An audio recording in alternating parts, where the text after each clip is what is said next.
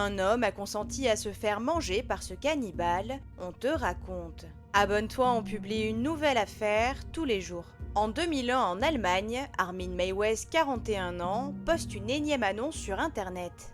Depuis des années, il cherche toujours la même chose, un homme qui accepterait de se faire manger. Et même si ça ressemble à une blague, sa demande est plus que sérieuse. Et puis, à sa grande surprise, il entre finalement en contact avec un homme sur le site Le Cannibal Café, un certain Bernd Jürgen Armando Brandes. L'homme en question est un ingénieur berlinois de 42 ans et il est très intéressé par la proposition d'Armin. Les deux conviennent alors d'un rendez-vous.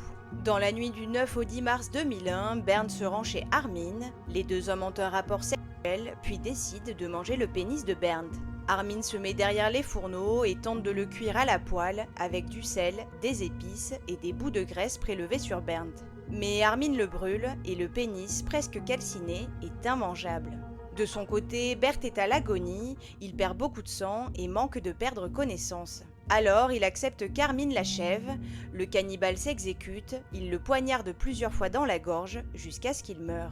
Puis, il l'éviscère, prélève plusieurs kilos de viande et les stocke dans son congélateur. Finalement, la soirée est une véritable réussite pour le cannibale.